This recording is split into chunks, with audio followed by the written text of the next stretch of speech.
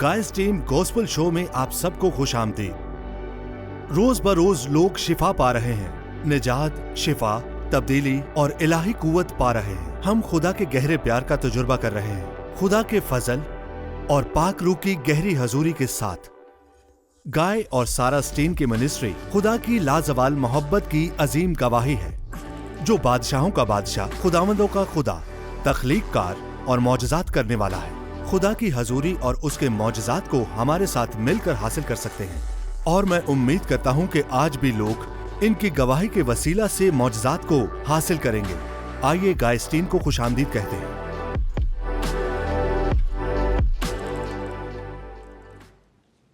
सलामती हो, गायस्टीन gospel show में आप सबको खुशामदीद। और मैं उम्मीद करता हूं कि आप सब खुदा की मोहब्बत, यीशु मसीह के फजल और रूहुल कुद्स की रफाकत के वसीला से बहुत बाबरकत हैं।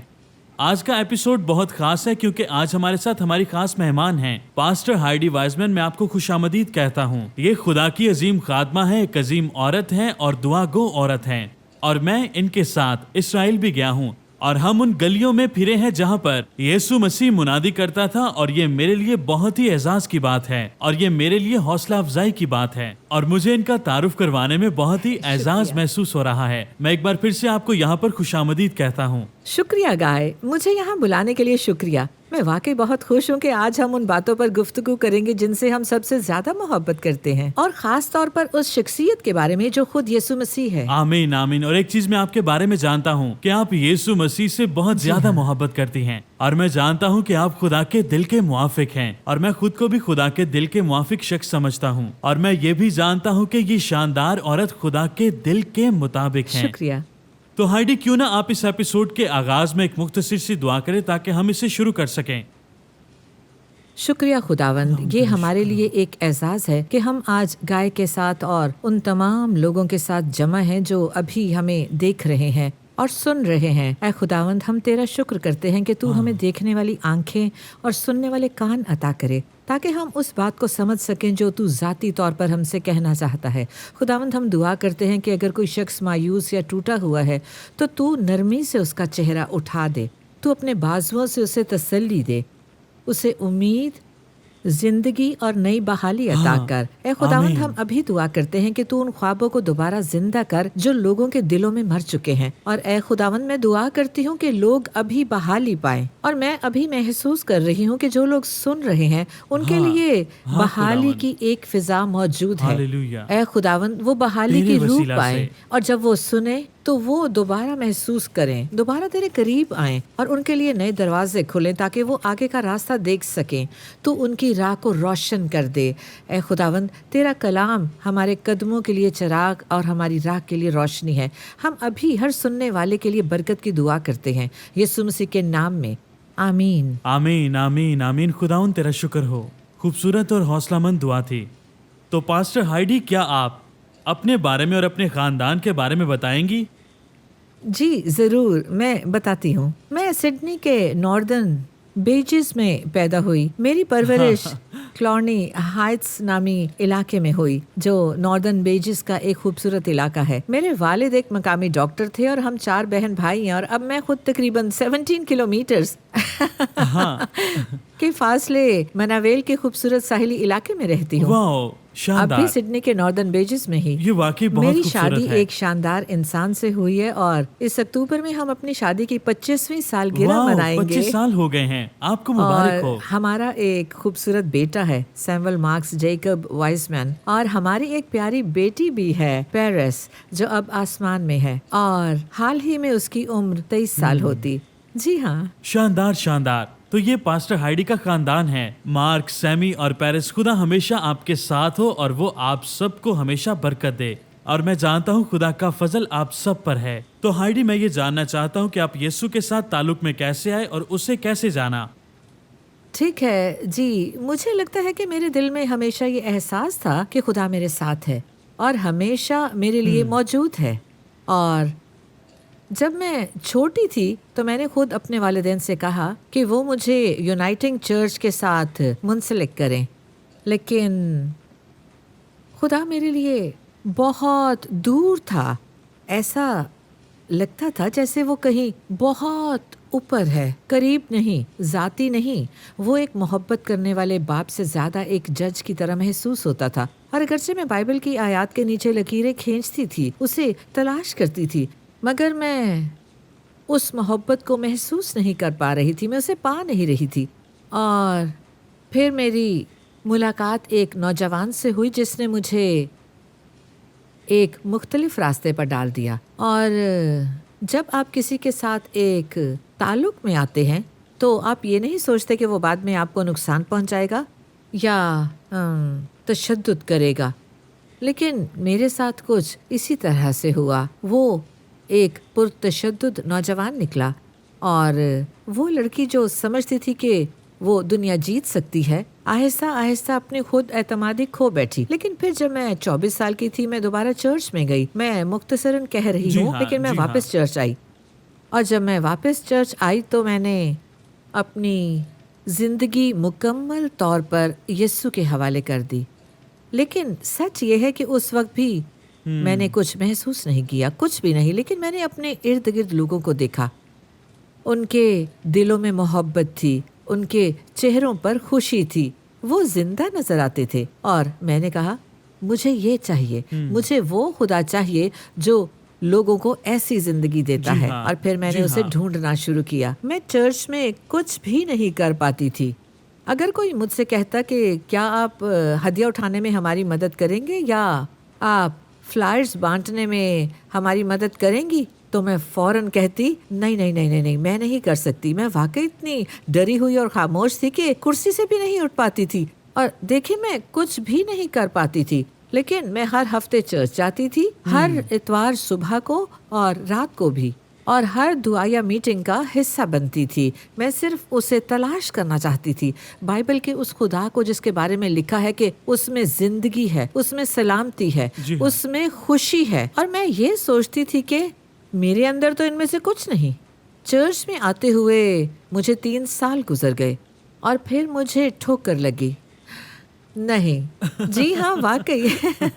اور شاید زیادہ تر لوگ سوچیں گے چرچ کے لوگوں سے بھی کوئی دکھ پہنچ سکتا ہے۔ جی ہاں، ہو سکتا ہے، کیونکہ آخر کار ہم سب انسان ہیں اور انسانی فطرت رکھتے ہیں۔ خیر، وہ لڑکا جو مجھے مارتا تھا، جو میری زندگی کو ختم کرنا چاہتا تھا، وہ ایک دن ہمارے چرچ میں آ گیا۔ کیا واقعی؟ اور حیرت انگیز بات یہ تھی کہ سب لوگ اس سے محبت کرتے تھے، اور وہ بڑی زبردست طرح سے نجات پا گیا۔ لیکن وہ میرے ساتھ اب بھی ویسا ہی برتاؤ کر رہا تھا جیسا پہلے کرتا تھا، اور یہ میرے لیے بہت تکلیف دہ تھا، بہت ہی زیادہ تکلیف دہ۔ واقعی تکلیف دہ ہے۔ مجھے خاص طور پر ایک رات یاد ہے، مجھے ایسا محسوس ہو رہا تھا جیسے میرا ذہن بکھر رہا ہو۔ میں درد سے اتنی بھری ہوئی تھی، اور میرے بچپن میں بھی کچھ تکلیف دہ چیزیں ہوئی تھیں جو شاید اس بات کی وجہ بنی کہ میں نے ایسے شخص کا انتخاب کیا جو بعد میں میرے ساتھ ظلم کرنے لگا۔ جب انسان درد سے بھرا ہو تو اس درد کو الفاظ میں بیان کرنا بہت مشکل ترین ہوتا ہے۔ اسی لیے میں داؤد کی طرح محبت بھرے خطوط لکھتی تھی، میں داؤد کی طرح دعائیں اور نظمیں لکھتی تھی، اور پھر ایک آیت میرے دل میں زور سے آئی، آدمی وہی کاٹتا ہے جو بوتا ہے۔ اور میں سوچنے لگی، میں نے بچپن میں ایسا کیا بویا تھا کہ مجھے یہ سب کاٹنا پڑ رہا ہے؟ میں نے کون سا ایسا غلط کام کیا تھا؟ لیکن جیسا کہ ہم جانتے ہیں، ہم ایک گری ہوئی دنیا میں رہتے ہیں، اور خدا یہ منصوبہ نہیں بناتا کہ ایک انسان دوسرے انسان کو تکلیف دے۔ پھر میں نے سوچا شاید خدا حقیقت میں ہے ہی نہیں، شاید وہ حقیقی نہیں ہے۔ لیکن خدا کے حقیقی نہ ہونے کا خیال بھی میرے لیے ناقابل برداشت تھا۔ میں نے سوچا اگر خدا نہیں ہے تو میں یہ برداشت ہی نہیں کر سکتی، اور اسی لمحے میں نے اپنے دل میں ایک فیصلہ کیا، اگر میں کبھی خدا کی حقیقی محبت کو محسوس کر لوں، اگر میں واقعی اس کا تجربہ کر لوں، تو پھر باقی کسی چیز کی اہمیت نہیں رہے گی، پھر کچھ اور معنی نہیں رکھے گا۔ اور میں نے فیصلہ کر لیا تھا کہ میں باقی زندگی اس کی خدمت کروں گی۔ اور اسی لمحے جب میں نے ایمان سے یہ فیصلہ کیا تو مجھے ایسا لگا جیسے آسمان میرے لیے کھل گیا ہو، میرے کمرے میں، نہ کسی چرچ سروس میں، نہ کسی کانفرنس میں، بلکہ میرے اپنے کمرے میں ایسا محسوس ہوا جیسے آسمان کھل گیا اور خدا کی محبت مجھ پر انڈیل دی گئی. خدا کی محبت مجھ پر نازل ہوئی اور اسی لمحے مجھے یقین ہو گیا، پورے یقین کے ساتھ، کہ وہ مجھ سے محبت کرتا ہے، وہ مجھ سے محبت کرتا ہے، وہ واقعی مجھ سے محبت کرتا ہے. ایسا لگا جیسے ایک روشنی میرے دل پر چمک گئی ہو. اور اس لمحے ایک دوہرا معجزہ ہوا. میں نے نہ صرف یہ جان لیا کہ خدا مجھ سے محبت کرتا ہے، بلکہ یہ بھی جان لیا کہ میں فضل سے بچائی گئی، ایک گناہگار ہوں. میں نے اپنے دل کو دیکھا اور مجھے معلوم ہو گیا کہ مجھے ایک نجات دہندہ کی ضرورت ہے. اور اسی لمحے وہ سب لوگ جنہوں نے مجھے تکلیف دی تھی، وہ بچپن کے زخم، وہ شخص جس نے مجھے مارنے اور قید کرنے کی کوشش کی تھی، سب آزاد ہو گئے. میں نے سب کو معاف کر دیا، سب آزاد ہو گئے. اور میں پوری رات روتی رہی، یسوع کی محبت میں ڈوبی ہوئی، اس سے بے حد محبت کرتے ہوئے. اور جب میں چرچ گئی تو میں ایک نئی شخصیت تھی. میں جا کر اگلی صف میں بیٹھتی تھی، اس لیے نہیں کہ لوگ مجھے دیکھیں، بلکہ اس لیے کہ میں محبت میں گرفتار تھی. میں نہیں چاہتی تھی کہ وہ شخص یا کوئی اور میری توجہ ہٹائے. میں صرف عبادت کرنا چاہتی تھی. اور جب بھی موقع ملتا میں بھاگ کر اس خفیہ جگہ میں چلی جاتی، صرف اس کے ساتھ اکیلے رہنے کے لیے. اور یہ بات اب 30 سال سے بھی زیادہ پرانی ہے، اور تب سے آج تک میں یسوع کی محبت میں دیوانہ وار گرفتار ہوں. ہاللویا، خدا کی تعریف ہو، اس کی تعریف ہو. Hallelujah, hallelujah, hallelujah. میں آج بھی یہ سن کر پرجوش ہوں. یہ شاندار ہے. اور میں یہ پہلے بتا چکا ہوں اپنے گزشتہ ایپیسوڈ میں کہ دل میں معافی نہ رکھنا کس طرح سے انسان کو باندھ دیتا ہے. یسوع فرماتا ہے کہ معاف کرو تاکہ تمہیں بھی معاف کیا جائے. تو مجھے یہ آپ کی بات بہت زیادہ پسند آئی کہ خدا کی محبت ایک روشنی کی طرح ہمارے دلوں میں چمکتی ہے، اور ہم جانتے ہیں کہ ہم خدا کے بیٹے اور بیٹیاں ہیں، اور وہ ہم سے محبت کرتا ہے. اور اس کے ساتھ ہم یہ بھی جانتے ہیں کہ ہم سے محبت کی گئی ہے اور ہم اس کے فرزند ہیں. یہ واقعی ہی شاندار تھا. تو کیا آپ بتا سکتے ہیں کہ آپ نے اپنی شفا یابی اور بحالی کو کیسے حاصل کیا؟ خدا کی بھلائی کی بدولت. اور کیا آپ بتائیں گے کہ خدا کے ساتھ کس طرح پوشیدگی میں وقت گزارا جائے؟ میں چاہتا ہوں کہ آپ اس کے بارے میں بتائیں. میں آپ کو یہ ضرور بتاؤں گی. ٹھیک ہے. جی، جب میں نے خدا کی محبت کو واقعی جان لیا، جب مجھے یقین ہو گیا کہ وہ مجھ سے بہت زیادہ محبت کرتا ہے، تب میری زندگی کا رخ بدل گیا. بالکل بدل گیا. اب خدا کا کلام، کیا میں آپ کی بائبل لے سکتی ہوں؟ جی، یہ بائبل. تو اب خدا کا کلام میرے لیے صرف الفاظ نہیں رہا تھا. یہ بائبل جو یہاں رکھی ہے، پہلے اس کے الفاظ صرف صفوں پر لکھے ہوئے حروف لگتے تھے. خدا بہت دور محسوس ہوتا تھا، لیکن اب وہ قریب آ گیا تھا اور کلام زندہ ہو گیا تھا. جیسا کہ لکھا ہے کہ خدا کا کلام زندہ اور مؤثر ہے، 2 دھاری تلوار کی مانند، جو دل کے خیالات اور ارادوں کو جانچتا ہے. اور میرے ساتھ بھی بالکل یہی ہوا. اب میں صرف آیات دہرا نہیں رہی تھی تاکہ کچھ ہو جائے یا میں کچھ کر پاؤں، بلکہ خدا کا کلام میرے اندر زندہ ہو گیا. وہ میرے اندر سے نکلتا تھا جیسے 2 دھاری تلوار، اور میرے خیالات، میرے دل، میرے ارادوں کو ظاہر کرتا تھا. اور پھر میرے اندر ایک شدید بھوک پیدا ہو گئی. میں خدا کے کلام کی دیوانی سی ہو گئی تھی. میں پڑھتی رہتی. اور دیکھیں، ایسا نہیں تھا کہ ہر بار پڑھتے ہی کوئی زبردست مکاشفہ مل جاتا تھا، بلکہ جیسے لکھا ہے، اپنی نجات کو خوف اور لرزتے ہوئے مکمل کرو. میں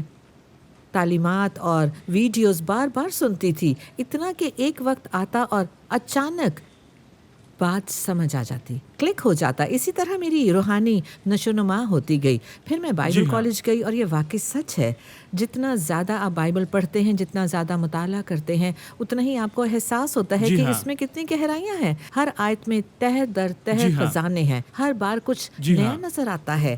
واقعی حیرت انگیز، بہت زیادہ حیرت انگیز.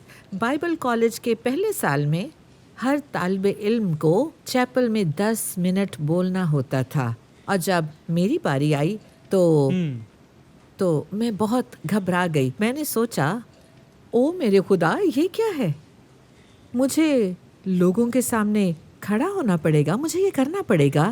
اور تب خداوند نے مجھ سے کہا، ہائیڈی، اگر تم لوگوں کی رائے کی اتنی فکر کرتی ہو تو ابھی تم مجھ میں مری نہیں. اور میں نے توبہ کی اور کہا، خداوند، اب اس سے فرق نہیں پڑتا کہ لوگ میرے بارے میں کیا سوچتے ہیں. اگر میں تیرے لیے کھڑی ہو سکوں اور لوگوں کے لیے امید کا باعث بن سکوں تو میں یہ تیرے لیے ضرور کروں گی. اور تب سے یسوع مسیح کے بارے میں بات کرنا ہمیشہ میرے لیے ایک اعزاز رہا ہے. لیکن پھر آزمائشیں شروع ہوئی. جی ہاں. مجھے لگا کہ خدا نے مجھے بیرون ملک چرچ پلانٹ کرنے کے لیے بلایا ہے، لیکن ایسا نہ ہو سکا. میں واپس گھر آ گئی. پھر میری شادی مارک سے ہوئی، اور سچ کہوں تو شادی کے پہلے سال میں مجھے بہت مشکل پیش آئی. جی یہ ہاں، بالکل سچی بات ہے. میں سمجھ سکتا ہوں. مجھے شادی شدہ زندگی میں ایڈجسٹ ہونے میں مشکل ہوئی، کیونکہ میں یسوع سے اتنی محبت کرتی تھی کہ مجھے لگتا تھا جیسے کوئی میرا وقت اسے چھین رہا ہو. شاید یہ جی ہاں. عجیب لگے، لیکن حقیقت یہی تھی. آخرکار میں ایک کونسلر کے پاس گئی اور اس نے کہا کہ ابیوز اور تکلیف کے اعتبار سے میں ان کے دیکھے گئے مشکل ترین کیسز میں سے ایک تھی. پھر میں اور مارک والدین بننے والے تھے، اور اس کونسلر نے مجھ سے کہا تمہاری شفا کا آخری مرحلہ تمہارے بچے کی پیدائش کے ساتھ مکمل ہوگا. پھر میری ایک ننھی بیٹی مردہ پیدا ہوئی.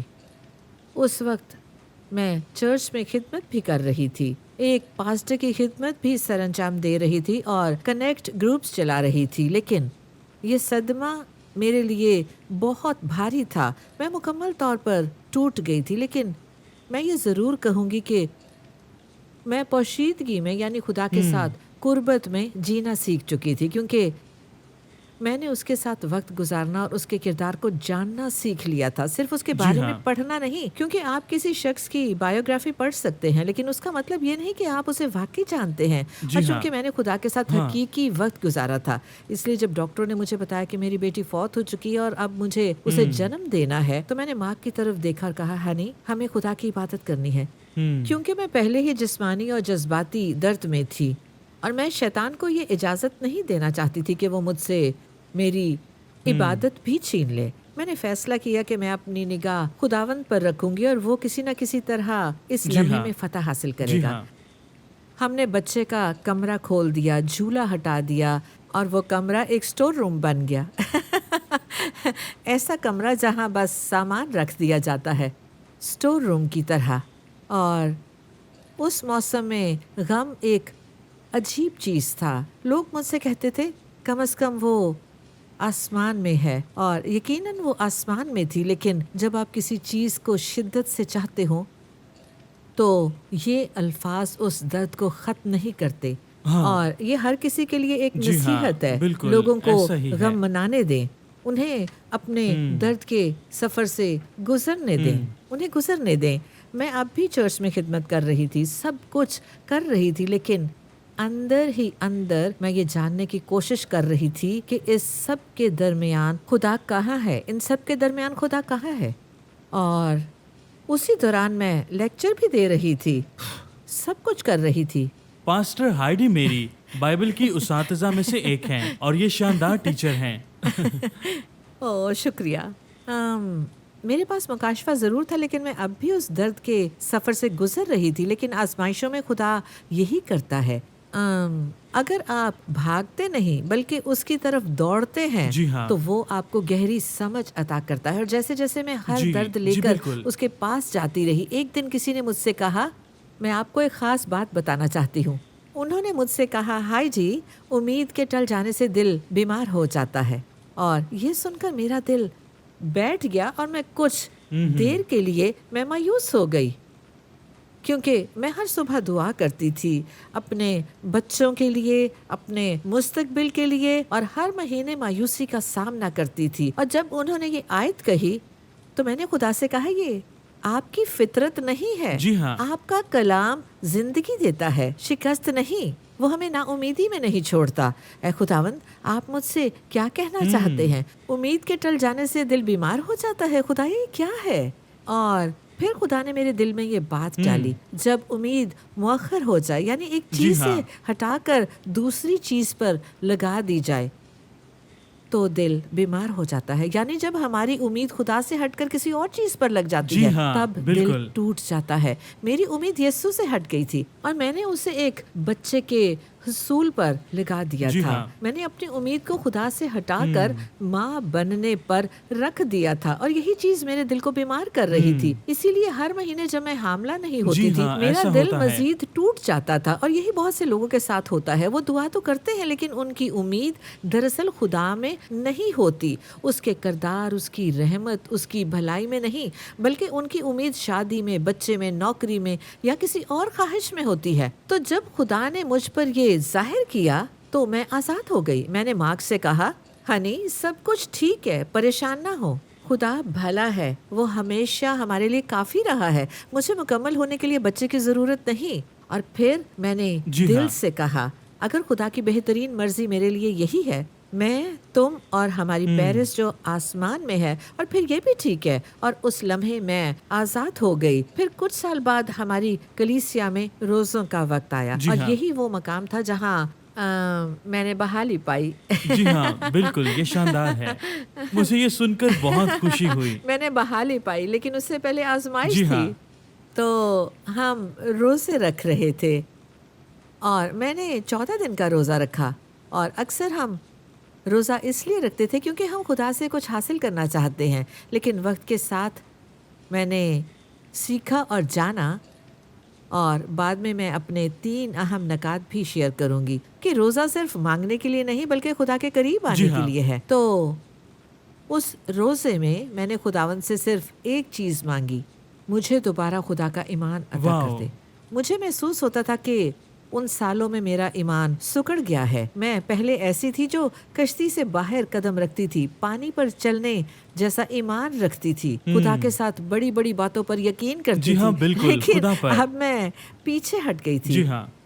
اور میں بس دوبارہ کشتی سے باہر قدم رکھنا چاہتی تھی، میں صرف خدا کو خوش کرنا چاہتی تھی۔ جی ہاں۔ تو ہر روز میں یہی دعا کرتی تھی، خداوند مجھے خدا کا ایمان دے، مجھے صرف تیرا ایمان چاہیے، میں صرف تجھے خوش کرنا چاہتی ہوں، میں تیرا ایمان چاہتی ہوں، میں تیرا ایمان چاہتی ہوں، میں صرف تجھے خوش کرنا چاہتی ہوں۔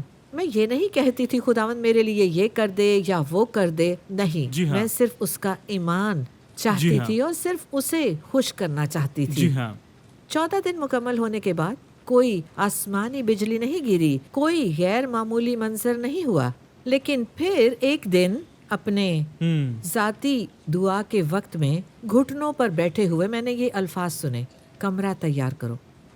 میں فوراً اٹھی اور ماں کے پاس گئی جی اور ہاں۔ کہا، ہنی خداوند نے کہا ہے کمرہ تیار کرو۔ یہ شاندار ہے۔ اور ماک مجھے غور سے دیکھنے لگا، کیونکہ یاد رکھے خدا نے یہ بات مجھ سے کہی تھی، جی ہاں۔ ماک سے جی نہیں ہاں، کہی بالکل۔ تھی۔ ماک میری طرف دیکھنے لگا ہاں۔ اور پھر اس نے کہا، I love you۔ میں یہ سمجھ نہیں پا رہا، جی ہاں۔ لیکن میں یہ کروں گا۔ اور پھر ماک نیچے گیا، پرانا جھولا نکالا، اس کی گرد صاف کی، دوبارہ کھڑا کیا اور اسے دوبارہ پینٹ کیا۔ میں نے پو بیئر والی چادریں خریدی، کمبل، کپڑے، نیپیز اور بچے کا سارا سامان۔ میں نے ایک پینٹنگ بھی بنائی جس کا نام تھا پرل آف گریٹ پرائز۔ پورا کمرہ تیار ہو گیا، اور ہمارے گھر میں بدھ کی رات کنیکٹ گروپ ہوتا تھا۔ لوگ اس کمرے کے پاس سے گزرتے ہوئے باتھ روم جاتے، کمرہ دیکھتے، پھر وہ واپس آ جاتے اور کچھ نہیں کہتے تھے، بالکل خاموش، کیونکہ شاید وہ سوچ رہے تھے یہ کیا کر رہی ہے، کیونکہ اس وقت میری عمر تقریباً 40 سال ہونے والی تھی، اور پھر میں واقعی 40 کی ہو بھی گئی۔ پہلا مہینہ گزرا، کچھ نہیں ہوا، لیکن مجھے آسمان کی شادمانی ہو رہی تھی کیونکہ میں نے خدا کی فرما برداری کی۔ دوسرا مہینہ، اب بھی کچھ نہیں، بالکل کچھ نہیں۔ پھر تیسرا مہینہ، اور میں اپنے بیٹے سیمول مارکس جیکب وائرمین کے ساتھ حاملہ تھی۔ شاندار۔ تو ہاں، یہ تھی میری بحالی کی کہانی۔ آمین، خدا کی تعریف ہو، یہ شاندار ہے، یہ واقعی ہی شاندار ہے، خداوند کی تعریف ہو۔ اور سیم بھی خدا کے عظیم سورما ہے، میں ان کے لیے بھی خدا کی شکر گزاری کرتا ہوں، خدا کی تعریف ہو۔ آپ کا گواہی سنانے کے لیے بہت شکریہ، یہ واقعی شفا یابی، بحالی اور تبدیلی سے بھرپور تھی۔ خدا کے قریب آنا، خدا کے کلام کو پڑھنا اور خدا کو جاننا، اور خدا کے بیٹے اور بیٹیاں ہونے کے طور پر یہ جاننا کہ وہ ہم سے پیار کرتا ہے، اور اس خاص چیز کو ہمیشہ ترجیح دینا جو کہ یسوع مسیح ہے۔ یسوع مسیح ہی ہماری زندگیوں کا سرچشمہ ہے، اور اپنی آنکھیں ہمیشہ یسوع پر لگائے رکھیں۔ اور میں یہ آپ کو بتانا چاہتا ہوں کہ وہ آپ سے بہت پیار کرتا ہے کیونکہ اس نے ہمارے گناہوں کے لیے صلیب پر اپنی جان دی ہے۔ ہائیڈی، میں آپ کا بہت شکر گزار ہوں کہ آج آپ نے ساتھ اپنی گواہی بانٹی۔ آپ نے شفا یابی اور بحالی کے بارے میں بتایا، اور آپ نے بتایا کہ کس طرح ہم نے یسوع مسیح پر نگاہیں رکھنی ہے اور ہمیشہ اسے تکتے رہنا ہے، کیونکہ وہی راہ ہے، وہ حق ہے اور وہی زندگی ہے، وہی راستے ہموار کرتا ہے۔ تو پاسٹر، میں آپ کا بہت شکر گزار ہوں، اور آپ نے کچھ کتابیں بھی لکھی ہیں، shining light in the dark, جو کہ ہائیڈی وائزمین کی کتاب ہے، prayers and devotional of hope, unveiling hope, finding the light in Job's darkness, جو کہ ایوب کی کہانی پر مشتمل ہے۔ Shining light in the dark, prayers and devotional of hope, یہ جو خاص کہ طور پر نوجوانوں کے لیے جی ہاں ہے، بالکل، یہ نوجوانوں کے لیے ہے، اور آپ اسے میری ویب سائٹ سے ڈاؤن اور لوڈ یہ بھی کر آپ مفت سکتے حاصل ہیں۔ کر سکتے ہیں www.hopewithheidi.com، اور آپ پاسٹر ہائیڈی کے پیغامات کو بھی سن سکتے ہیں ہوپ 103.2 پر، اور آپ ان کے پیغامات کو بہت سے ریڈیو چینلز پر بھی سن سکتے ہیں، مگر آپ ان کی ویب سائٹ پر جائیں اور ان کے پیغامات کو دیکھیں، کیونکہ میں یہ جانتا ہوں کہ آپ حوصلہ مندی پائیں گے خدا کی محبت، یسوع مسیح کے فضل اور روح القدس کی رفاقت کے وسیلہ سے۔ خداوند، میں تیرا شکر کرتی ہوں تیرا کہ تو شکر نے ہو۔ مجھے یہ موقع دیا کہ میں ان سب اچھے کاموں کے بارے میں بات کر سکوں جو تو نے میری زندگی میں کیے۔ تو نے میری زندگی کو نا امیدی سے امید میں بدل دیا۔ خداوند، یہ بالکل ایسے ہی تھا جیسے میں پہلے اندھی تھی، لیکن اب میں دیکھ سکتی ہوں کہ تو میری زندگی میں آیا اور ہمیشہ میرے ساتھ سفر کرتا رہا ہے، اور میں دعا کرتی ہوں خداوند، ہاں خداوند، گائے کے ساتھ مل کر کہ تو بالکل۔ ہر سننے والے کی زندگی میں بھی یہی کرے۔ جو لوگ ابھی مشکل حالات سے گزر رہے ہیں، ان کے ساتھ چل، ان کا ساتھ دے۔ کچھ لوگ بہت سخت آزمائشوں سے گزر رہے ہیں، انہیں اپنی رہنمائی دے اور ان کی روح کو سکون عطا کر۔ کچھ لوگوں کو تو صرف اپنے آرام میں لیٹنے دے، جیسے ہری گھاس کے میدان میں، اور انہیں سکون عطا کر۔ اور جو لوگ وادی میں سے گزر رہے ہیں، انہیں یاد دلا کہ یہ صرف ایک وادی ہے، اگرچہ یہ موت کے سائے کی وادی لگتی ہے، لیکن یہ صرف سایہ ہے، اصل نہیں۔ سورج اب بھی موجود ہے اور تو ان کے ساتھ چل رہا ہے۔ میں ان لوگوں کے لیے بحالی کا اعلان کرتی ہوں جو ابھی بحالی کے منتظر ہیں، جیسے ہاں تو نے خداوند، میری زندگی میں تیرا کیا، شکر ہو۔ ویسے ہی ان کی زندگی میں بھی کر۔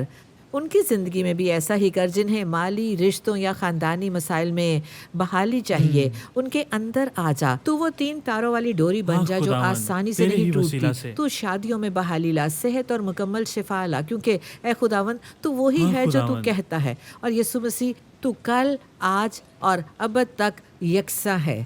یسوع تو اپنی محبت، اپنی رحمت اور اپنا فضل ہر سننے والے پر نازل کر، ہاں یسوع خداوند۔ مسیح کے قادر اور بابرکت نام میں، آمین آمین۔ پاسٹر ہائیڈی، آج مجھے بہت مجھے اچھا لگا۔ بلانے کے لیے بہت پاسٹر ہائیڈی، شکریہ۔ آپ کا آپ کا بہت شکریہ گائے۔ تو گائسٹین گاسپل شو میں شامل ہونے کے لیے آپ کا بہت شکریہ۔ میں امید کرتا ہوں کہ آپ خدا کی محبت، یسوع مسیح کے فضل اور روح القدس کی رفاقت کے وسیلہ سے حوصلہ مند ہیں۔ اگلے ہفتے آپ سے پھر ملاقات ہوگی۔ میں سڈنی آسٹریلیا سے آپ کے لیے محبت بھیج رہا ہوں۔